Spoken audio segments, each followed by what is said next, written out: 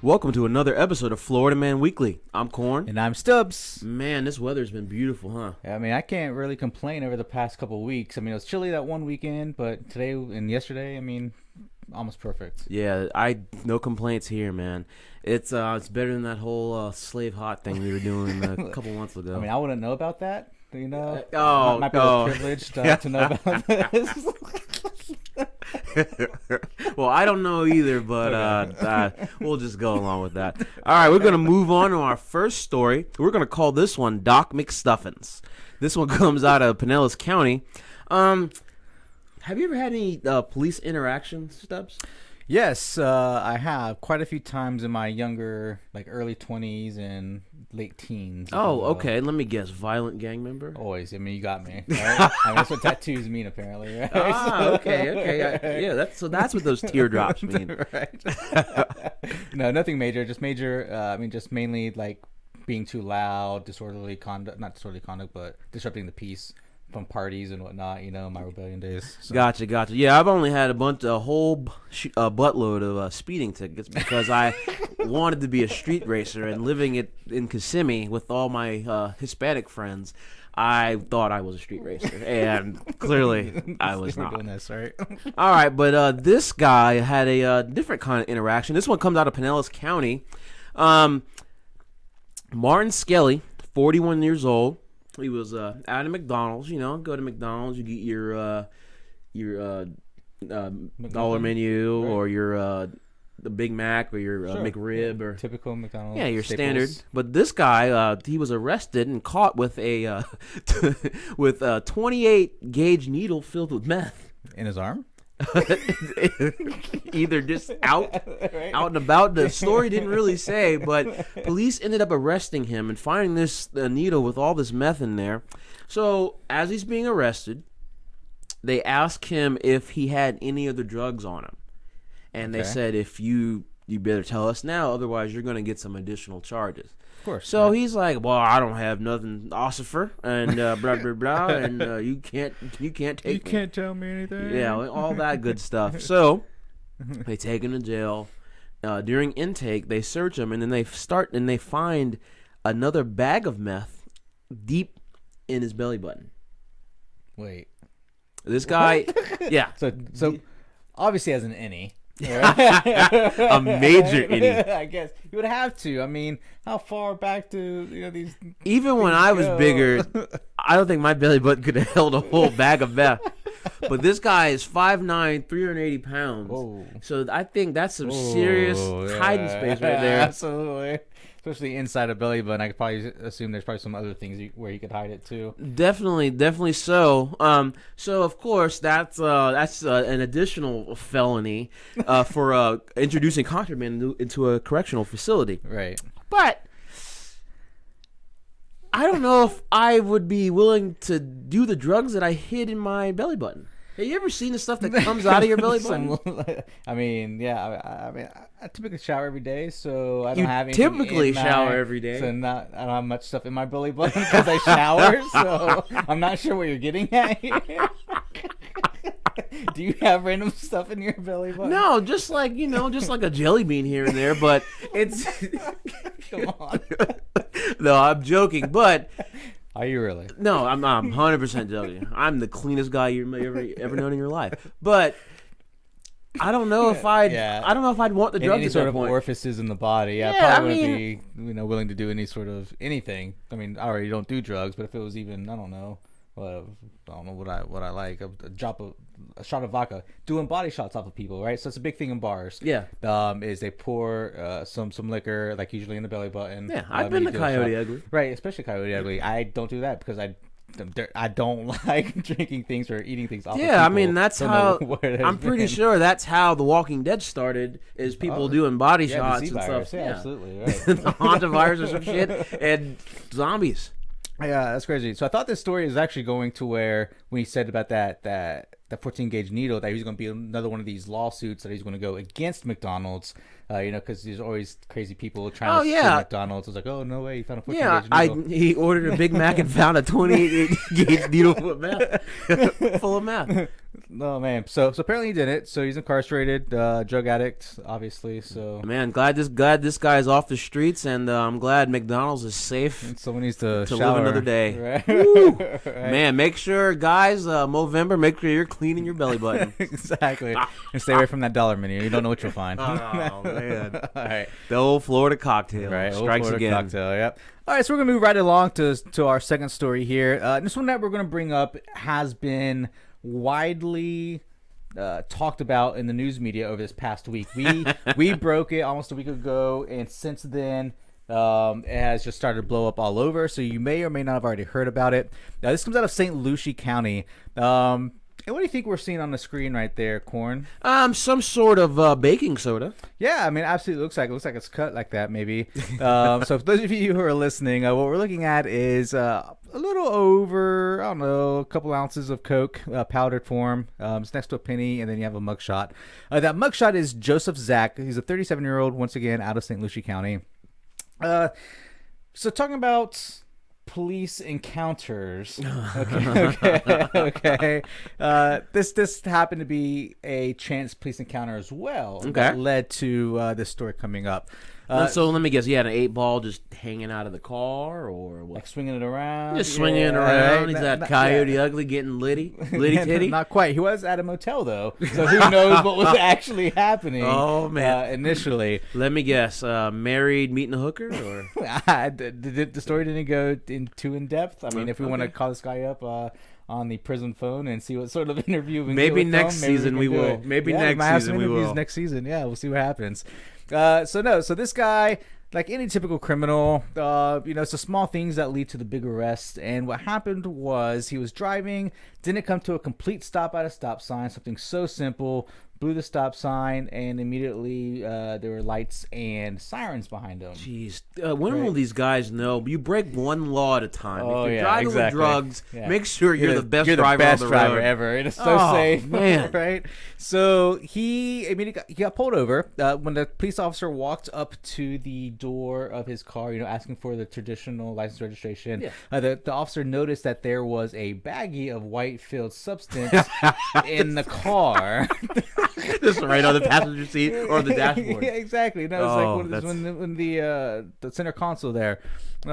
So the officer's like, what do you have there? Yeah. He's like, oh, it's nothing. He's like, yeah, I don't believe you, it's nothing. Because I also see an empty bottle or empty can of Budweiser also there. So you have an open container. You blew a stop sign. You have what I'm pretty sure is probably some sort of cocaine. You're giving me probable cause now to search and test. Oh, that's right? a wrap. That's a wrap for this Absolutely. guy. Came out. The officer did test it. Was positive for cocaine. Who knew, right? So when the officer asked him, was like, hey, why do you have cocaine in your car that's tested positive? And the dude was like, I don't know, officer. Typical. Mm-hmm. The wind must have blown it into my car. Oh, I mean, we've had a couple blustery days here. Yeah, it's been the pretty past windy, week, yeah. right? But you have to have a pretty good gust to pick up a little baggie up into the air and actually go through the window and land on someone's seat. You know what? I'm not gonna lie. I kind of believe him. You gotta believe him. Yeah. Has something like that happened to you before? But never. But I mean, it's creative enough. I'm just gonna give him the benefit of the doubt. But the funniest part about this story is, if I'm going to do drugs in the car alone, why would you pick Bud Light? I'm going to choose one of these nice craft beers like this. Drink it. It tastes way better. Yeah, well, I mean, he's blowing stop signs. Something so simple not to get pulled over for. Of course, he's going to drink Budweiser or Bud Light or whatever it was, and he was at a motel probably drinking as well. So who knows? What I wonder if we need to add Bud Light to the meth and Oxycontin cocktail. Change.org. Oh, man. The thing. So, anyways, he is arrested. He is awaiting trial.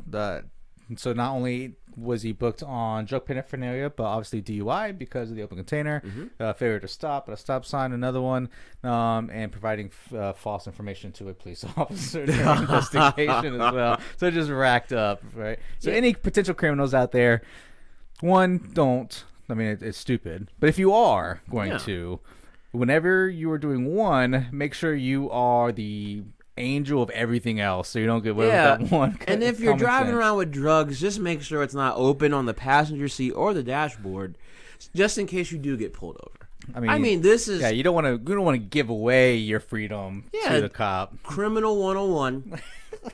Going back to this. Don't have your drugs visible. There's a class at Daytona State. Take it for God's sake. Please. Valencia, I think I heard.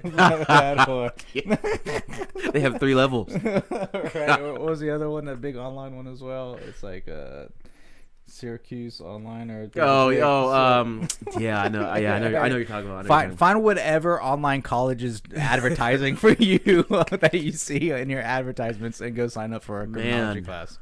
Ooh, these criminals! I know. All these drugs blowing in the cars is making me thirsty. Yes. So we're going to go on to your favorite segment now, which is our Florida beverages. I love my drinks. So what we've done all season, as you've made them know, we have picked either a Florida brewery and we've either picked a winery as well to feature here and talk a little bit about what they have to offer.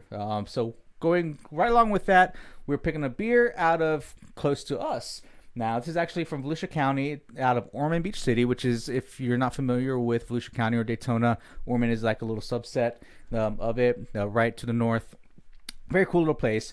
And this is called Oceanside White India Pale Ale from Tomoka Brewing Company. Very good beer. Now, we picked this beer for a reason. So, Tomoka Brewing Company was actually our area's first brewery that we had here in Ormond Beach. They have since launched another location over in Port Orange, which is to the south of us.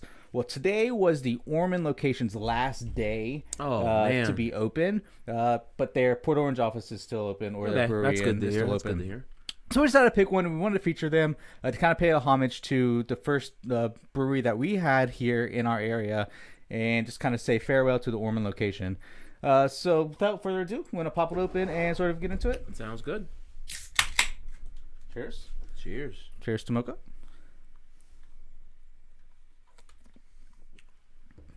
Ooh, that's not bad.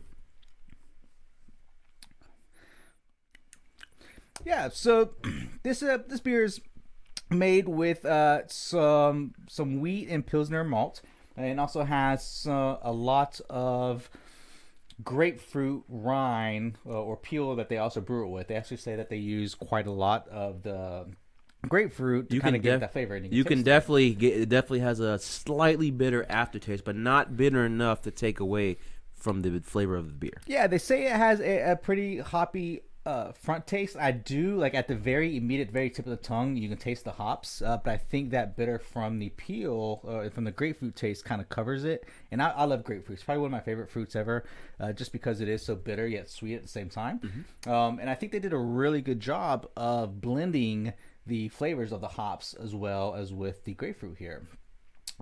So yeah, once again, this is the White India Pale Ale, and I want to go ahead and go into our rating system. And for those of you who are new, or for those of you who have stuck with us for the past 10 episodes, we do use the Hurricane category system 1 through 5, where 1 being the puny and doesn't really live up to our standards, and 5 being headbanger Florida man out in the middle of the storm. Yeah. All right. So for me, I'm going to taste it one more time just before I give it a rating, just to make sure.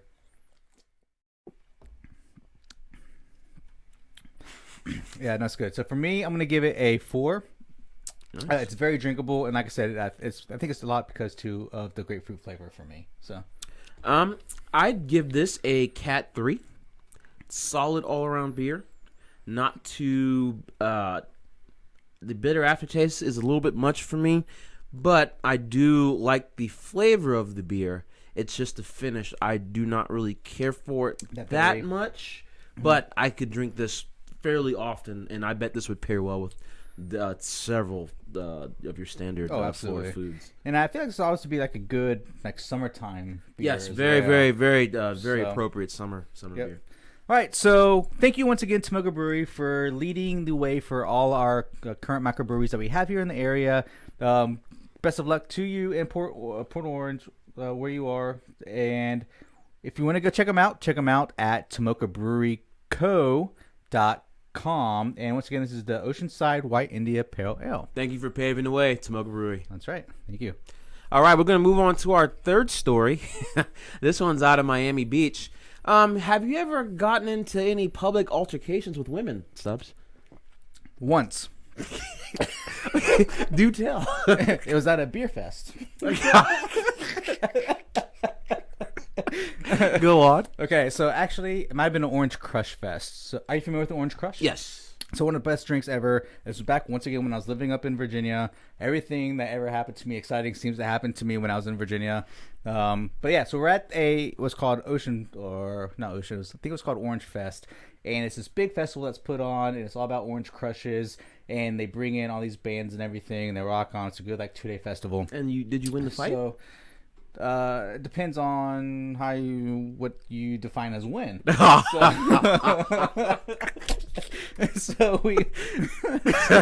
So a couple of roommates and myself met up with some friends that we had, female friends, more of their friends than mine. I haven't met them before. We went out to this Ocean Crush Fest or whatever it's called, and we're out there partying, no big deal, having a bunch of Orange Crushes, living the life, and then this girl said something to me. This friend of a friend said something to me. So I had a bottle of water, and I went to go fake throw it on her. Oh. I didn't though. Right? Nothing landed on. Not even a drop of the sweat of the bottle landed on her. Oh man! The next thing I know, I'm wearing Orange Crush all over me in my face. Wow! And this chick was, she was lit. She was super drunk, gone to it. And I just turned around to my friend. I was like, "What's going on with your person right now?" He's like, "Dude, don't worry, I'm sorry about it," and walked away. So I've never hit a person in public, or a girl in public, I should say, but that was my only public altercation, if you will. So basically, just to sum it up, you assaulted a female. Yeah, with some wind that came off my water bottle. I'm joking. Call me the last airbender. Okay, well, hopefully you've never experienced anything like this story. We have Esperanza Gomez, 33, out of Miami Beach. So she's with her boyfriend. Mm-hmm. They're at a local bar. They're drinking beers till about 3 a.m. Talking, doing what couples do, having a good time. Sure, absolutely. So a female friend joined them. She stayed for a couple hours and then she left. No issues, blah, blah, blah, just friends. After the woman left, Esperanza decided to accuse her boyfriend of wanting to bed the woman. Just a random accusation. So all the alcohol is running through her veins, right? And that jealousy is coming out because I'm sure this friend was probably a lot more attractive than this mugshot right here. If you're... Man. each their own. Each their own. So, and are you familiar with Hispanic women? By familiar, you mean I know people? I don't know Hispanic. Do you know how feisty they can be? Oh, absolutely. Yeah, it's Hispanic in general, but then you have a couple different subsectors of Hispanic, some Colombians especially, or even some Puerto Ricans can be as well. Oh yeah, they'll definitely quick to pull a knife Mm-hmm. on you. Well, in this case, this lady could be Puerto Rican because she decides to argue with her husband, yell and scream at him about wanting to bed said friend who left a couple hours ago. Right. She pulls the knife on him and starts poking him in the chest with it. Well, with a knife. Is it like a steak knife? It's like whatever. Like a steak knife used to cut a sandwich or something like that. Okay. Then she decides to go and bite his penis. How'd it get from a steak knife poking in the chest to, all right, I'm going to bite your penis now? Pretty much, jealousy, alcohol. You're in Miami. And Miami, there you go. Go from knife poking the chest. You want a banger? You want her that bad? You want her that bad? Well, you're not going to be able to use it. And he just goes and bites the guy's junk. I'm still kind of curious. Was this over clothing bite, or was it straight flesh? This is over clothing bite at the bar. Oh my gosh! This is like a finishing move in Street Fighter. Finishing. Mortal Kombat. Mortal Kombat. God, I know my fighting games. I'm a nerd. I know my fighting game. Yeah, I should be ashamed. Yeah, a Mortal Kombat finishing move. But the transition from knife poking to biting his junk at a bar. So obviously she was taken away and charged with aggravated assault with a deadly weapon. But do you think that they can come back from this? I don't know, because on one hand, I'm thinking, thank God she didn't take the knife and like stab down there. Yeah. Right? Oh, yeah. That could have been way worse. So maybe she was thinking in her head, look, I don't like you, but I don't like you enough to actually cause a lot of damage. True, because she could have cut it off and then he'd have to go get a huge jacked up truck to compensate. Exactly. Woo. So I don't know. That. Probably, and knowing Florida couples, yeah, they'll probably be back together the next day. So.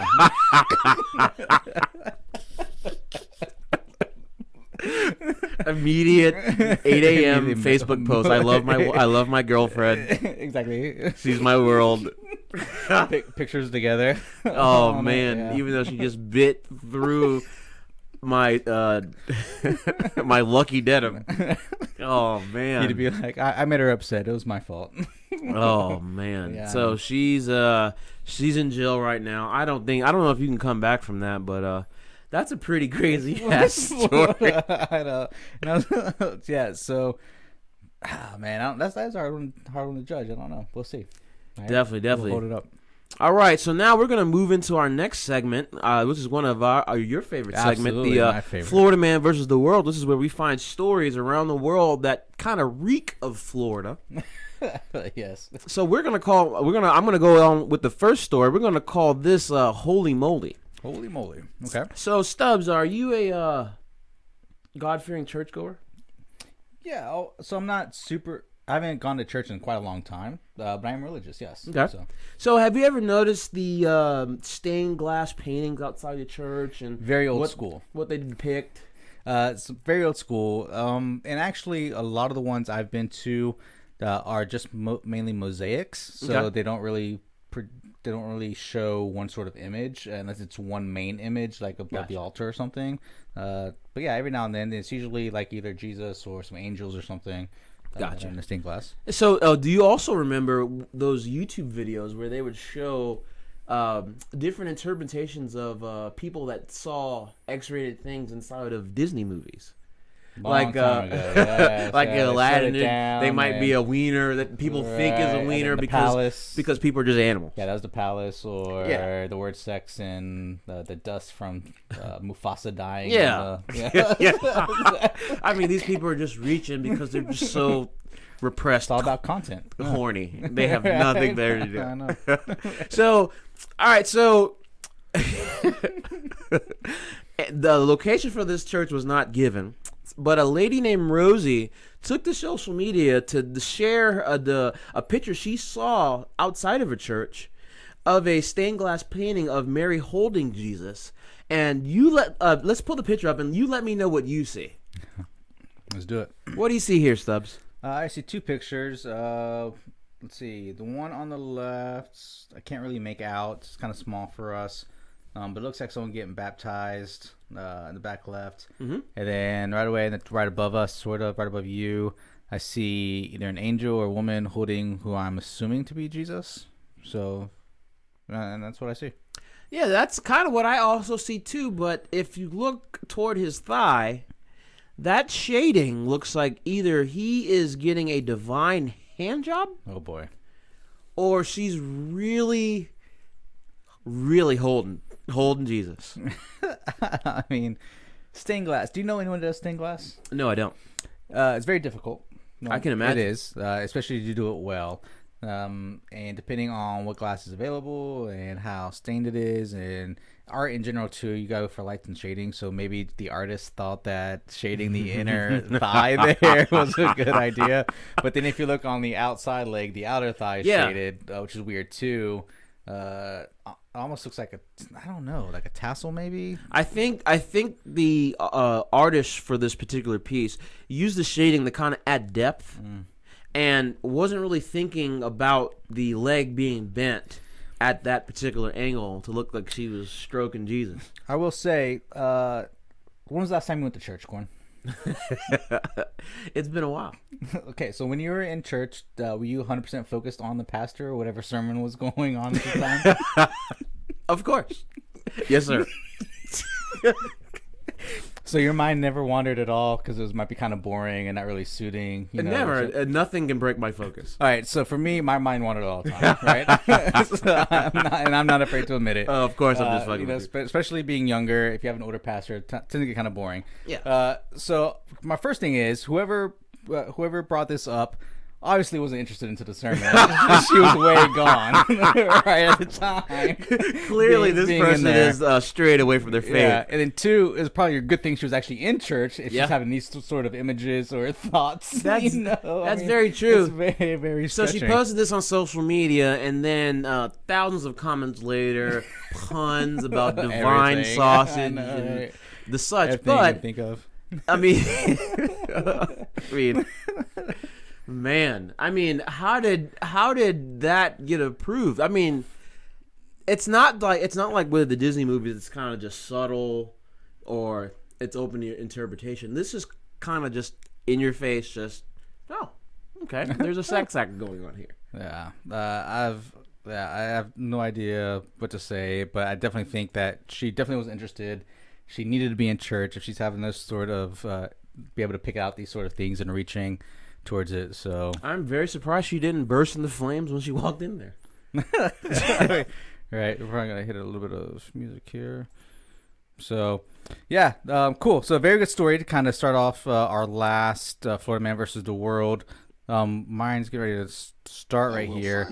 I decided that in sort of celebration of the upcoming holiday, which is Thanksgiving, right? I figured that I would pick a story that came out of one of our first settlements, if you will, where Thanksgiving was first had. Okay. Do you know your history? Do you know where the first Thanksgiving was held? Not offhand. All right, so it was held in Plymouth, which is now in Massachusetts. Oh, okay. Okay. So I picked out a story that's in Massachusetts, just sort of a little bit like, hey, Thanksgiving, all that good stuff. All right. So what you have coming up on your screen right now, if you're watching, if you're not, I'm getting ready to tell you, is a great picture, which I think Corn makes all the time. You have kids, right? Way too many. Right. So you have probably someone that's in that 3 to 7 range. Yeah. Okay. So do you ever make this face at your kids that are in that range? Yeah, pretty much. Okay. Every time I ask them to do something, and this is almost the kind of the face that they give me when I ask them to do something. Hey, clean up after your dog. Hey, do your chores. Hey, get dressed for school. Yeah, so this gentleman here, which is a 29-year-old Benny Garcia, once again out of Massachusetts, isn't making this face at his kid. He's actually making it at his lawyer. Okay. Okay, so why did I ask you at the kids? Okay, so when you send your son or daughter or your children, whoever you have, off to school, do you always know what they're carrying with them at any given time in their bags? Of course, yeah. We so it's never a surprise at all. Yeah, my wife and I we double check their bags, make sure there's no contraband or they're not trying to sneak a toy or a Nerf gun to school because we don't want a hostage situation or something. Yeah, you never know, right? So there's been a lot of recent stories recently. I think there's one recently, not of here, but of a gun. Speaking of that, a young kid took. Yeah, I usually just leave my AR-15 on the couch, but I've been trying to be a little bit better about that. Yeah, just as long as you have the ammunition out. Yeah, that's right. Never take my guns. Right? No, so this year, number 29-year-old, typical millennial father, has a 5-year-old son who's in kindergarten, right? Okay. So his 5-year-old son showed up to school one day and decided to pull out this little, to show his friend something that he had from home. Ah, okay. And what he pulled out, he showed him, it was small in size. Okay. It had gold sides. It had a stamp of Spider-Man on the front. Oh, okay. Okay. And inside was a nice, snowy, powdery substance in it. Okay. Okay. So, what do you think would happen if think back to maybe when you were 5 or 10, and someone said, "Hey, I have this thing, and when I taste or eat it, I become Superman." Would you try it? Yes, because I'm pretty sure that is the pixie candy the sugar sticks. Mm-hmm. Yeah, the sugar powder sticks. Way long, yes, old school. Yeah, he empty those into a baggie and yeah. So that's exactly what happened. His 5-year-old son told his friends that whenever he tastes or eat this white fluffy substance, snowy substance, that he becomes Superman, and he then proceeded to taste it. And when the teacher walked by, she noticed that there's this little baggie that she has that has this white powdery substance in it. And she asked him some questions and asked him where she got it. And he said, I got it from my living room, my dad's living room at home. So once she found out that he actually tasted it, she immediately called the school nurse. They called the police, got him to the hospital. The police did test the powder. It was 100% positive for cocaine. I mean, I guess cocaine will turn you to Superman. No, it can. So you can have personal experience with using cocaine for Superman. No, I don't. I do not.